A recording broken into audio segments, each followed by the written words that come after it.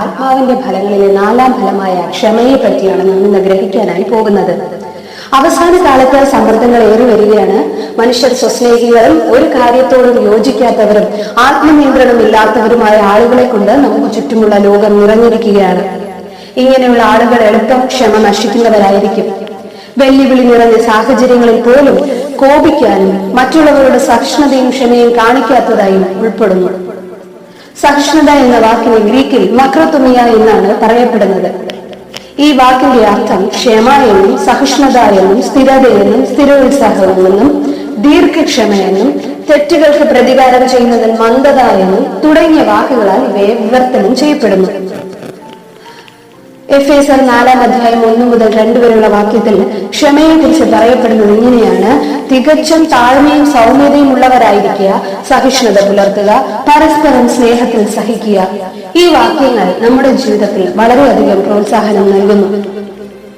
ബൈബിളിൽ ക്ഷമ എന്ന വാക്കുകൊണ്ട് എന്താണ് അർത്ഥമാക്കുന്നത്? ദൈവിക ക്ഷമയുള്ള ഒരു വ്യക്തി സാഹചര്യങ്ങൾ മെച്ചപ്പെടുമെന്ന പ്രതീക്ഷയോടെ പ്രതിസന്ധികളിൽ സഹിച്ചു നിൽക്കും. തന്റെ ആവശ്യങ്ങളെക്കാൾ ഉപരിയായി പ്രയാസകരമായ സാഹചര്യം സൃഷ്ടിച്ച വ്യക്തിയുടെ ക്ഷേമത്തിന് വേണ്ടി അദ്ദേഹം പ്രവർത്തിക്കും.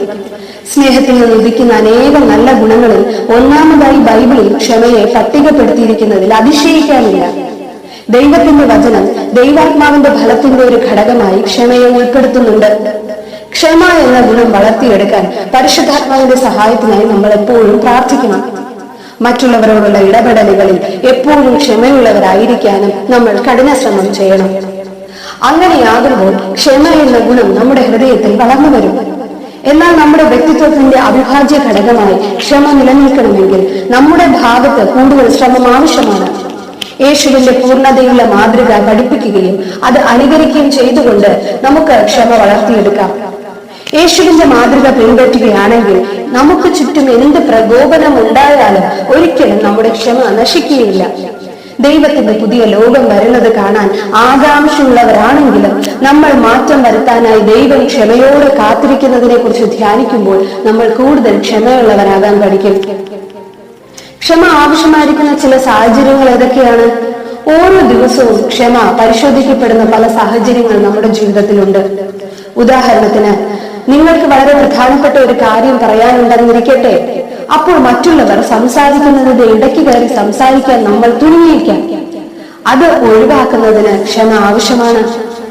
നിങ്ങളെ അസ്വസ്ഥരാക്കുന്ന രീതിയിലുള്ള പല സഹവിശ്വാസികളുമായി ഇടപഴകുമ്പോഴും ക്ഷമ കാണിക്കേണ്ടതുണ്ടായിരിക്കേക്കാം. അത്തരം സാഹചര്യങ്ങളിൽ അമിതമായി പ്രതികരിക്കുന്നതിന് പകരം നമ്മുടെ ബലഹീനതകളോട് ദൈവവും യേശുവും എങ്ങനെയാണ് പ്രതികരിക്കുന്നതെന്ന് ചിന്തിക്കുന്നത് ജ്ഞാനമായിരിക്കും. അവർ നമ്മുടെ ചെറിയ ചെറിയ പിഴവുകളിലേക്ക് നോക്കിക്കൊണ്ടിരിക്കുകയല്ല, പകരം നമ്മുടെ നല്ല ഗുണങ്ങൾ കാണുകയും മെച്ചപ്പെടാൻ നമ്മൾ നടത്തുന്ന ശ്രമങ്ങൾ ക്ഷമയോടെ നിരീക്ഷിക്കുകയും ചെയ്യുന്നു. നമ്മൾ എന്തെങ്കിലും തെറ്റായി പറയുകയോ പ്രവർത്തിക്കുകയോ ചെയ്തെന്ന് മറ്റുള്ളവർ അഭിപ്രായപ്പെടുമ്പോഴും ക്ഷമ പരിശോധിക്കപ്പെട്ടേക്കാം. അത്തരം സാഹചര്യങ്ങൾ നമുക്ക് എളുപ്പം നീരസം തോന്നുകയും നമ്മുടെ ഭാഗം ന്യായീകരിക്കാൻ ശ്രമിക്കുകയും ചെയ്തേക്കാം. എന്നാൽ മറ്റൊരു രീതിയിൽ ഈ പ്രശ്നം കൈകാര്യം ചെയ്യാനാണ് ദൈവവചനം പറയുന്നത്. അഹങ്കാര ഭാവത്തെക്കാൾ ക്ഷമാശീലം നല്ലത്. പെട്ടെന്ന് നീരസപ്പെടരുത്. നീരസം വിഡ്ഢികളുടെ ഹൃദയത്തിലല്ലോ ഇരിക്കുന്നതെന്ന് സഭാപ്രസംഗം അഭിപ്രായപ്പെടുന്നു. അതുകൊണ്ട് ആരോപണത്തിൽ അല്പം പോലും സത്യമില്ലെങ്കിലും നമ്മൾ ക്ഷമയോടെ സൂക്ഷിച്ചു വേണം പ്രതികരിക്കാൻ.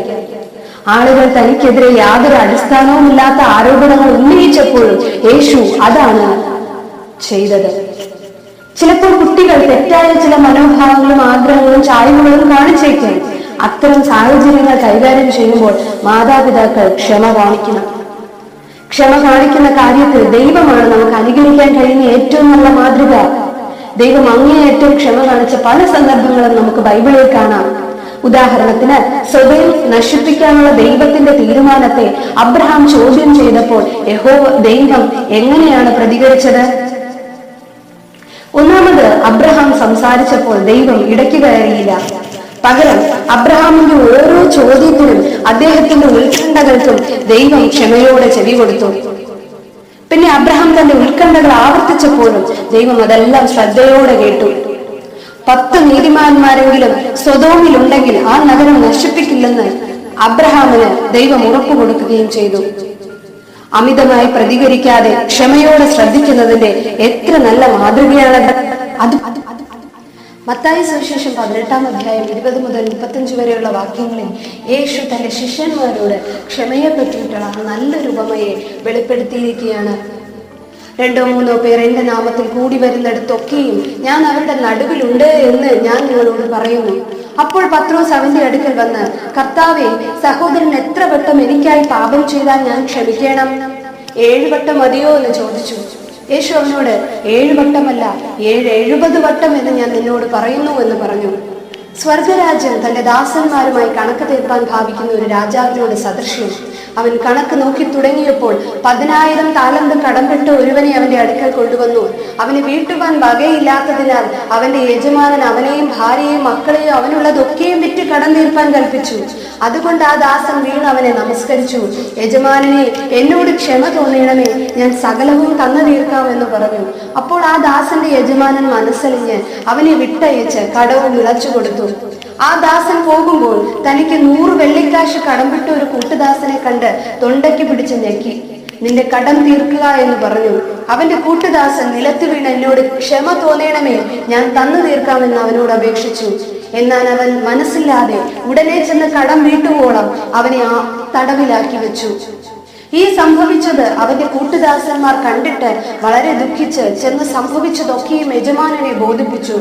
യജമാനൻ അവനെ വിളിച്ച്, ദുഷ്ടദാസനെ, നീ എന്നോട് അപേക്ഷിക്കുക, ഞാൻ ആ കടമൊക്കെയും ഇളച്ചു തന്നുവല്ലോ. എനിക്ക് നിന്നോട് കരുണ തോന്നിയതുപോലെ നിനക്കും കൂട്ടുദാസനോട് കരുണ തോന്നേണ്ടതല്ലയോ എന്ന് പറഞ്ഞു. അങ്ങനെ യജമാനൻ കോപിച്ചു. അവൻ കടമൊക്കെയും തീർക്കുവോളം അവനെ ദണ്ഡിപ്പിക്കുന്നവരുടെ കയ്യിൽ ഏൽപ്പിച്ചു.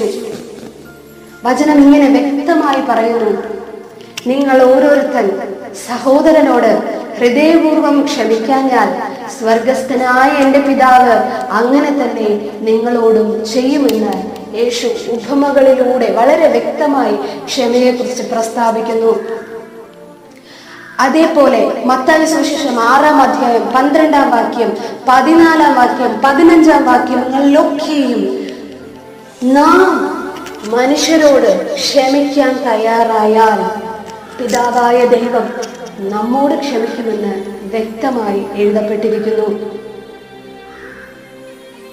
പുതിയ വ്യക്തിത്വത്തിന്റെ ഭാഗമായി നാം മാറുമ്പോൾ നമ്മുടെ ജീവിതത്തിൽ പ്രധാനമായും നാം ധരിക്കേണ്ട ഒരു ഗുണമാണ് ദൈവിക ക്ഷമ. വിലയേറിയ ഈ ഗുണം നമ്മുടെ വ്യക്തിത്വത്തിന്റെ ഭാഗമാക്കാൻ നമ്മൾ ശ്രമിക്കുമ്പോൾ ക്ഷമയോടെ നമ്മളെ പരിപാലിക്കുന്ന സ്വർഗീയ പിതാവിനെ നാം ആദരിക്കുകയാണ്. കൂടാതെ വിശ്വാസത്തിലൂടെ ക്ഷമിക്കുകയും ക്ഷമയിലൂടെയും വാഗ്ദാനങ്ങൾ അവകാശമാക്കുന്നവരുടെ കൂട്ടത്തിലായിരിക്കാൻ നമുക്ക് കഴിയുകയും ചെയ്യും. അങ്ങനെ ക്ഷമ കൊണ്ട് നമ്മുടെ പ്രാണനെ നേടിയെടുക്കുവാൻ ദൈവം നമ്മെ ഓരോരുത്തരെയും സഹായിക്കട്ടെ. ആമേൻ.